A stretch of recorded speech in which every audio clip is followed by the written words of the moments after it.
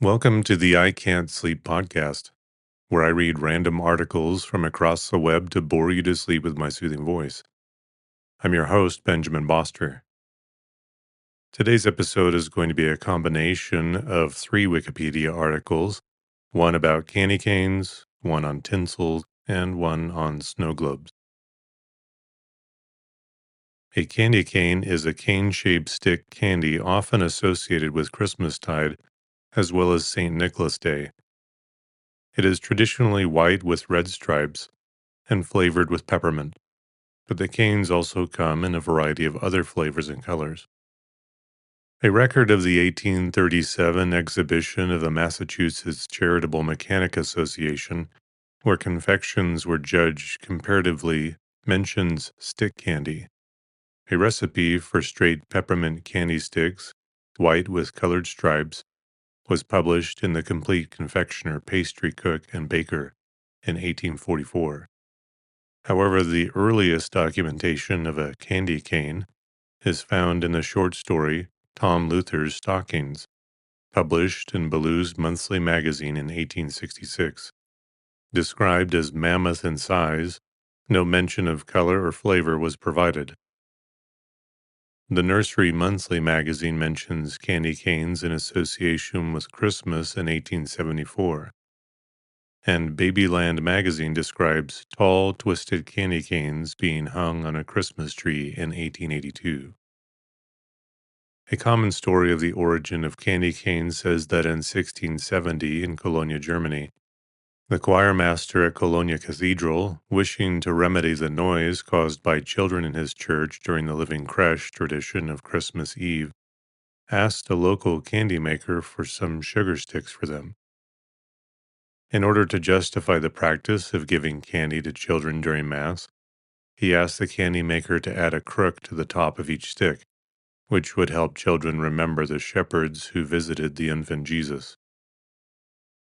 In addition, he used the white color of the converted sticks to teach children about the Christian belief in the sinless life of Jesus. From Germany, candy canes spread to other parts of Europe, where they were handed out during plays reenacting the Nativity. The candy cane became associated with Christmastide. This story is likely apocryphal, with references to it not existing before the mid-20th century. As with other forms of stick candy, the earliest canes were manufactured by hand. Chicago confectioners, the Bunty brothers, filed one of the earliest patents for candy cane making machines in the early 1920s.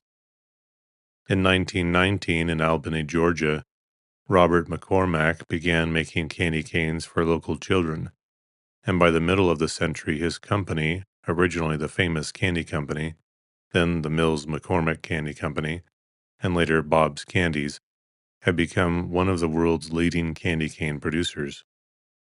Candy cane manufacturing initially required significant labor that limited production quantities. The canes had to be bent manually as they came off the assembly line to create their curved shape, and breakage often ran over 20%. McCormack's brother-in-law, Gregory Harding Keller, was a seminary student in Rome who spent his summers working in the candy factory back home. In 1957, Keller, as an ordained Roman Catholic priest of the Diocese of Little Rock, patented his invention, the Keller machine, which automated the process of twisting soft candy into spiral striping and cutting it into precise lengths as candy canes. On St. Nicholas Day celebrations, candy canes are given to children as they are also said to represent the crozier of the Christian bishop, St. Nicholas. Croziers allude to the Good Shepherd, a name sometimes used to refer to Jesus of Nazareth. Tinsel. Tinsel is a type of decorative material that mimics the effect of ice, consisting of thin stripes of sparkling material attached to a thread. When in long narrow strips not attached to thread, it is called lametta and emulates icicles. It was originally a metallic garland for Christmas decoration. The modern production of tinsel typically involves plastic and is used particularly to decorate Christmas trees. It may be hung from ceilings or wrapped around statues, lamp posts, and so on. Modern tinsel was invented in Nuremberg, Germany in 1610 and was originally made of shredded silver. According to the concise Oxford Dictionary, the word is from the Old French word estancelle, meaning sparkle. In the 16th century, the word tinsel was used for a variety of lightweight fabrics with a metallic effect, made with silk and gold and silver thread. These tinsel fabrics were used in elite clothes, mask costumes, and for heraldic banners and flags. Elizabeth of York bought tinsel satin in 1502, and the wardrobe of Margaret Tudor included tinson in 1515. Tinsel and tilsand were less costly than cloth of gold. Tinsel was used for a veil or cowl worn by Mary I of England at her coronation in 1553. Silver tinsel fabric, described in Italian as tocca d'argento, was used for the sails of mechanical ships at a masque at the wedding of Mary, Queen of Scots, and Francis, Dauphin of France, in April 1558. Modern tinsel was invented in Nuremberg around 1610. Tinsel was originally made from extruded strands of silver. Because silver tarnishes quickly, other shiny metals were substituted. Before the 19th century, tinsel was used for adorning sculptures rather than Christmas trees. It was added to Christmas trees to enhance the flickering of the candles on the tree. Tinsel was used to represent the starry sky over a nativity scene. By the early 20th century, manufacturing advances allowed cheap aluminum-based tinsel, and until World War I, France was the world leader in its manufacture. Production was curtailed during the First World War as a result of wartime demand for copper. During the 1950s, tinsel and tinsel garlands were so popular that they frequently were used more than Christmas lights, as tinsel was much less of a fire hazard than lights were for the then popular aluminum Christmas trees, which were made from flammable aluminized paper. Lead foil was a popular material for tinsel manufacture for several decades of the 20th century. In the United States, the Food and Drug Administration concluded in August 1971 that lead tinsel caused an unnecessary risk and convinced manufacturers and importers to voluntarily stop producing or importing lead tinsel after January 1st, 1972. The FDA did not actually ban the product because the agency did not have the evidence needed to declare lead tinsel a health hazard. Modern tinsel is typically made from polyvinyl chloride (PVC) film, coated with a metallic finish.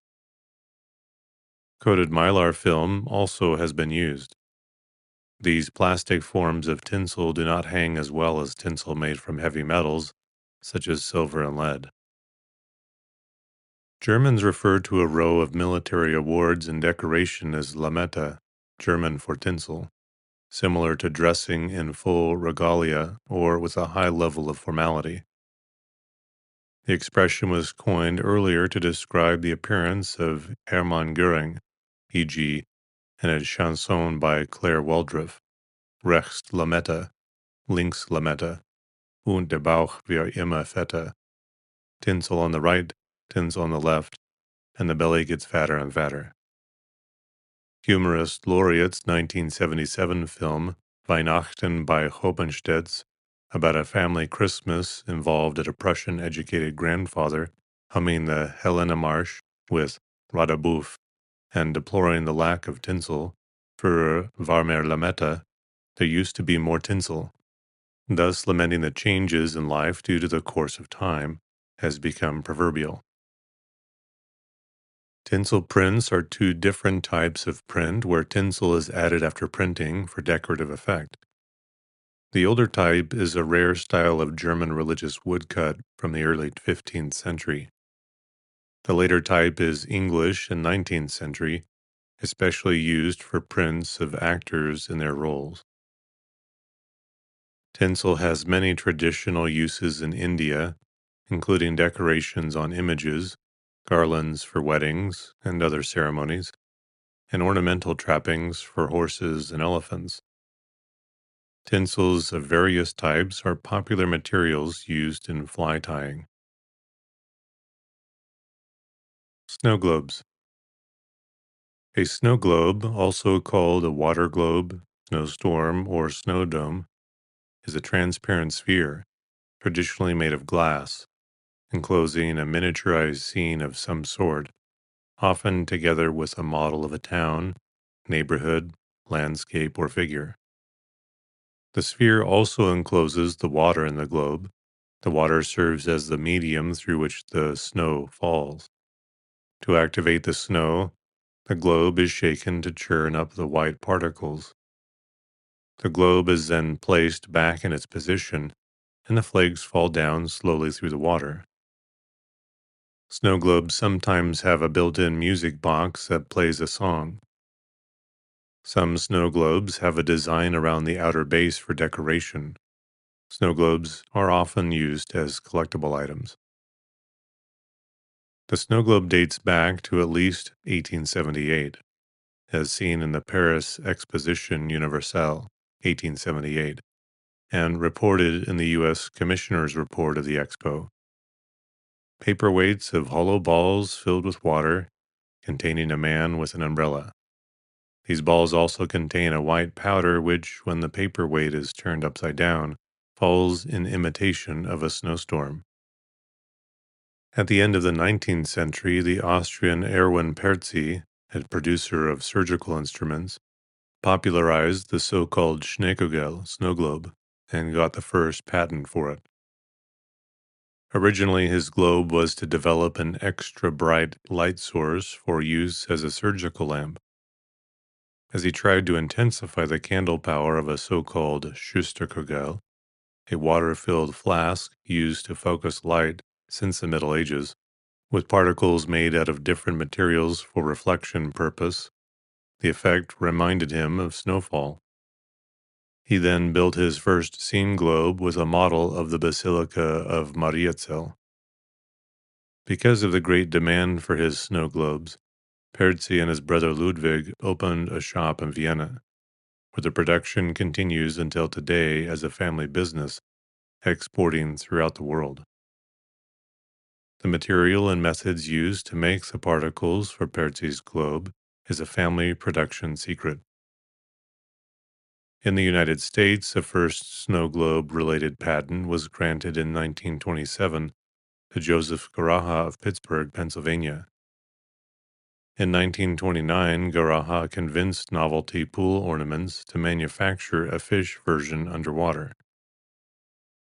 In America during the 1940s, snow globes were often used for advertising. In Europe during the 1940s and 1950s, religious snow globes were common gifts for Roman Catholic children. Snow globes have appeared in a number of film scenes, the most famous of which is the opening of the 1941 classic Citizen Kane.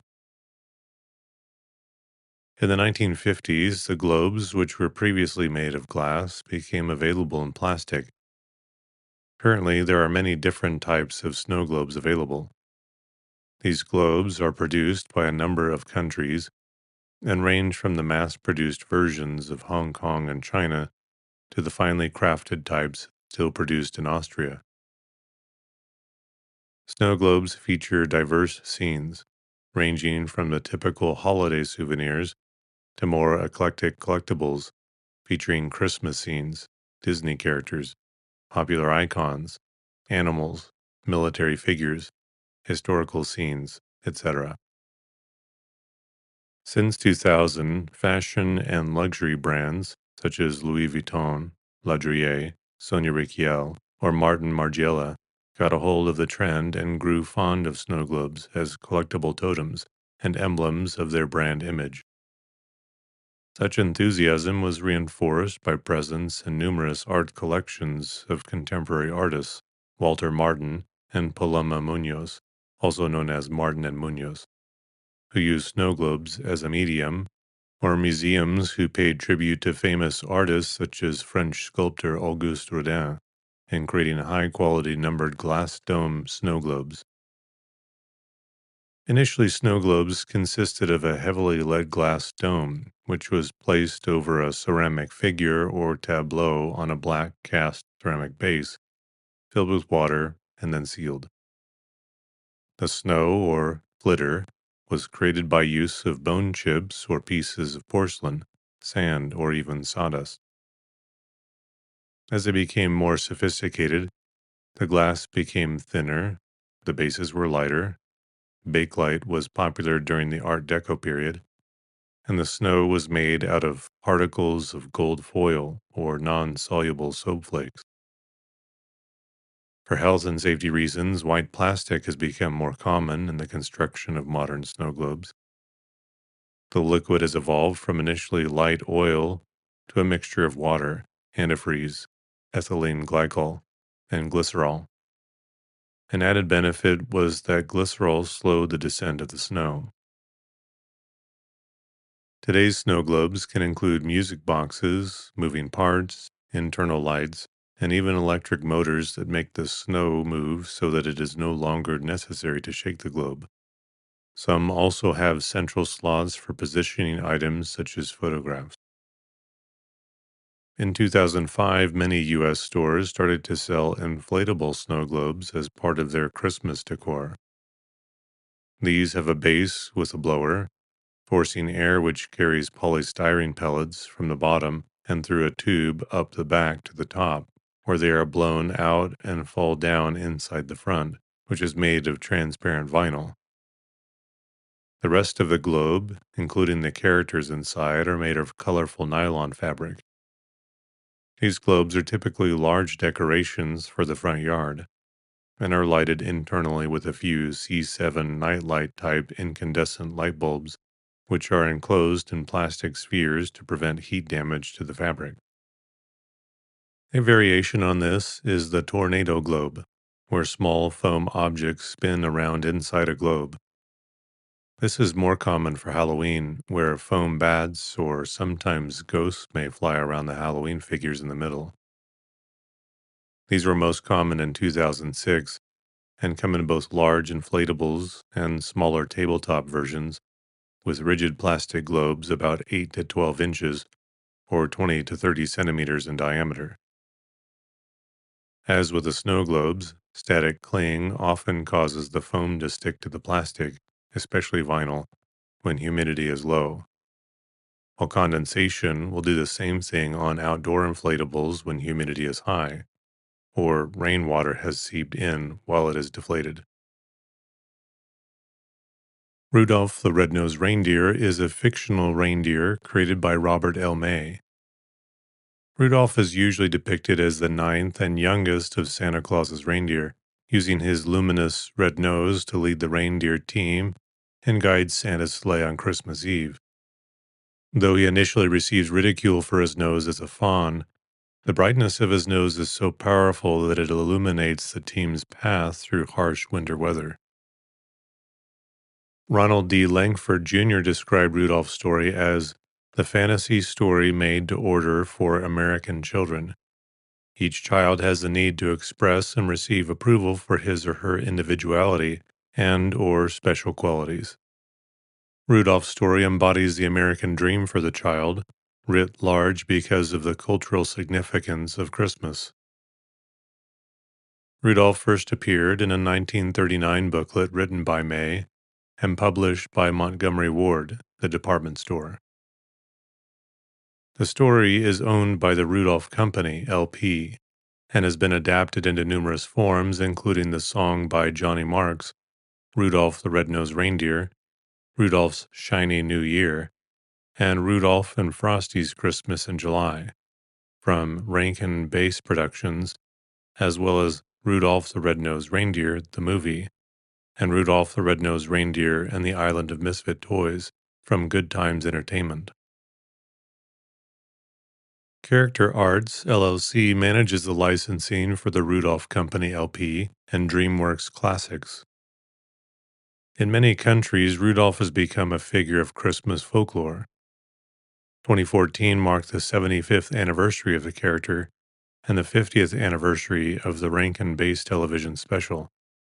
A series of postage stamps featuring Rudolph was issued by the United States Postal Service on November 6, 2014.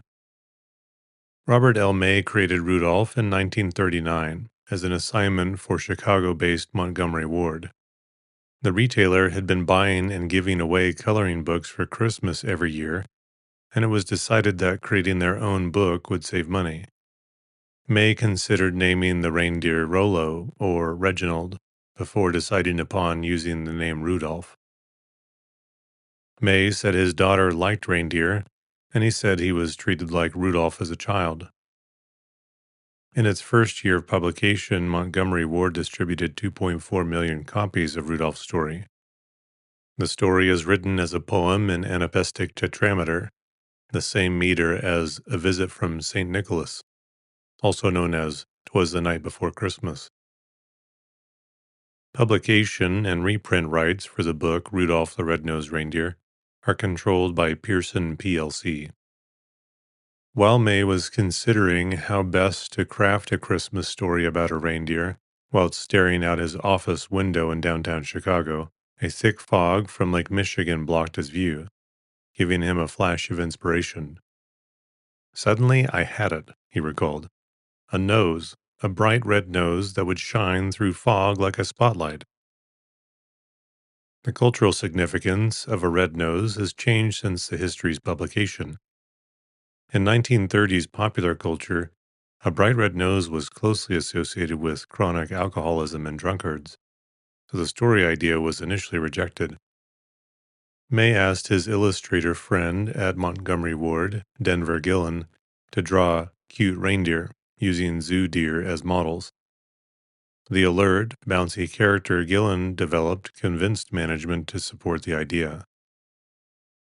Maxton Books published the first mass-market edition of Rudolph in 1947. The copyright for it will expire in 2034. A sequel, Rudolph the Red-Nosed Reindeer Shines Again, was published in 1954. In 1992, Applewood Books published Rudolph's Second Christmas, an unpublished sequel that Robert May wrote in 1947. In 2003, Penguin Books issued a reprint version of the original Rudolph the Red-Nosed Reindeer, with new artwork by Lisa Papp. Penguin also reprinted May's sequels, Rudolph Shines Again and Rudolph's Second Christmas, now retitled Rudolph to the Rescue. The story chronicles the experiences of Rudolph, a youthful reindeer buck who possesses an unusual luminous red nose. Mocked and excluded by his peers because of his trade, Rudolph proves himself one Christmas Eve with poor visibility due to inclement weather. After Santa Claus catches sight of Rudolph's nose and asks Rudolph to lead his sleigh for the evening, Rudolph agrees and is finally favored by his fellow reindeer for his heroism and accomplishment. Rudolph made his first screen appearance in 1948 in a cartoon short produced by Max Fleischer for the Jam Handy Corporation. It was more faithful to May's original story than Mark's song, which had not yet been written. It was reissued in 1951 with a song added. May's brother-in-law, Johnny Marks, adapted the story of Rudolph into a song. Gene Autry's recording of the song hit number 1 on the Billboard Pop Singles chart the week of Christmas, 1949. Autry's recording sold 2.5 million copies the first year, eventually selling a total of 25 million, and it remained the second best-selling record of all time until the 1980s. The stereoscope Viewmaster version of the story was issued and copyrighted by Sawyers on August 1, 1950, as a 14-frame, 7-image reel numbered FT-25. The next was provided by Thomas L. Dixon, and the model and diorama work by Florence Thomas. A follow-up three-reel packet, also with Thomas involved, was copyrighted on September 10, 1955. These showcase new stories by Robert L. May, Rudolph the Red-Nosed Reindeer, and J. Batty, the Brilliant Bear, FT26. Rudolph the Red-Nosed Reindeer and Uncle Bigby, the Blue-Nosed Reindeer, FT27. And Rudolph the Red-Nosed Reindeer Shines Again, FT28. Later reissue packets of the 1960s and beyond replaced the FT28 version with the 1950 FT25 version. The 1955 packet was promoted on television at the time by Arlene Francis. DC Comics, then known as National Periodical Publications, published a series of 13 annuals titled Rudolph the Red-Nosed Reindeer from 1950 to 1962. Rube Grossman drew most of the 1950s stories. In 1972, DC Comics published a 14th edition in an extra-large format. Subsequently, they published 6 more in that format, limited collector's editions, C20, C24, C33, C42, C50, and all new collector's editions, C53, C60. Additionally, one digest format edition was published as The Best of DC No. 4, March to April 1980. The 1970s Rudolph stories were written and drawn by Sheldon Mayer. In 1958, Little Golden Books published an illustrated storybook adapted by Barbara Shook Hazen and illustrated by Richard Scarry. The book, similar in story to the Max Fleischer cartoon short, is no longer in print, but a revised Little Golden Books version of the storybook was reissued in 1972. Perhaps the most well-known version of all the Rudolph adaptations is the New York-based Rankin Bass Productions Christmas television special from 1964. Filmed in stop-motion animagic at Tadahito Mojinaga's Mom Productions in Tokyo, Japan, with the screenplay written by Romeo Muller, and all sound recordings with supervision by Bernard Cowan, done at the RCA Studios in Toronto, Ontario, Canada. The show premiered on NBC. As the producers of the special, Arthur Rankin Jr. and Jules Bass only had the song as source material and did not have a copy of the original book, they interpolated an original story around the central narrative of the song, one that differed from the book. This retelling chronicles Rudolph's social rejection among his peers and his decision to run away from home. Rudolph is accompanied by a similarly outcast elf named Hermie, who skipped elf practice to become a dentist, along with a loud, boisterous, eager prospector named Yukon Cornelius, who was in search of wealth.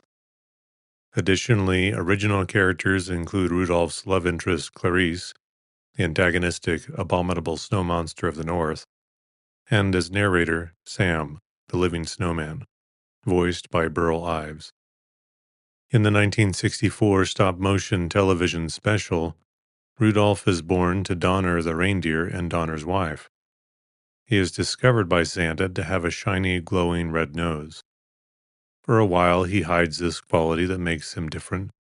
But when his nose is discovered and he is ostracized, Rudolph runs away with Hermie, an elf who also considers himself a misfit. On their aimless journey, they run into Yukon Cornelius and attempt to stay away from the Bumble, a huge, abominable snow monster. Their journey leads them to the island of misfit toys, where sentient but unorthodox toys go when they are abandoned by their owners. When Rudolph returns, he discovers his family went to look for him and must be rescued. Then Santa announces that due to bad weather, Christmas must be canceled. Santa changes his mind when he notices Rudolph's red nose and asks Rudolph to lead the sleigh team, which he happily accepts. After the story's initial broadcast, its closing credits were revised.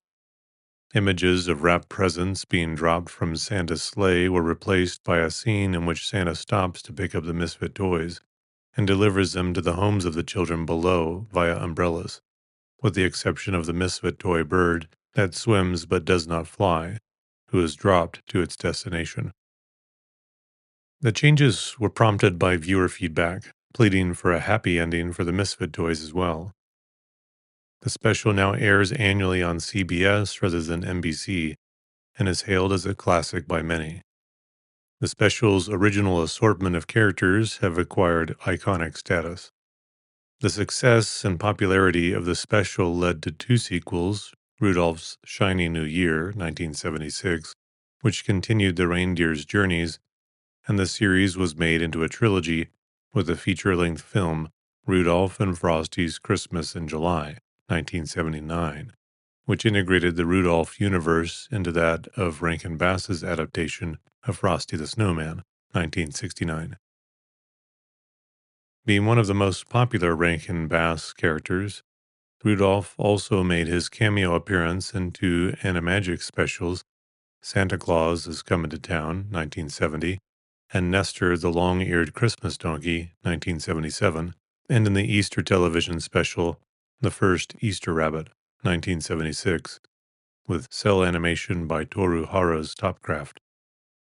Rudolph the Red-Nosed Reindeer, the movie, 1998, is a 2D animated feature film presented by Good Times Entertainment and Golden Books Family Entertainment, now Western Publishing, and produced by Tundra Productions in Hollywood, California. It received only a limited theatrical release before debuting on home video. Its inclusion of a villain, a love interest, a sidekick, and a strong protector are more derivative of the Rankin Bass adaptation of the story than the original tale and song.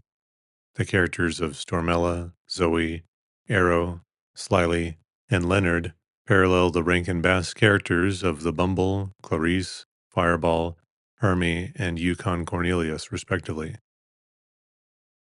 The movie amplifies the early backstory of Rudolph's harassment by his schoolmates, primarily his cousin Arrow, during his formative years. It was produced and directed by William R. Kowalchuk and written by Michael Ashner, with music and songs by Al Kasha and Michael Lloyd, and with most of the casting being assembled at BLT Productions in Vancouver, British Columbia. The film's recording facilities were Pinewood Sound in Vancouver, Schwartz Sound in New York, and Wally Burr Recording in Hollywood. Among the all-star cast of voices were American actors John Goodman, Whoopi Goldberg, Debbie Reynolds, Richard Simmons, and Bob Newhart, British actor Eric Idle, and Canadian actress Kathleen Barr as Rudolph. Animation production services for the film were outsourced to Colorland Animation Productions in Hong Kong. Good Times Entertainment, the producers of Rudolph the Red-Nosed Reindeer the movie, brought back most of the same production team for a CGI animated sequel, Rudolph the Red-Nosed Reindeer and the Island of Misfit Toys, 2001. Unlike the previous film, the sequel featured the original characters from the Rankin Bass special, as Good Times soon learned that Rankin Bass had made a copyright error that made the characters unique to their special free to use.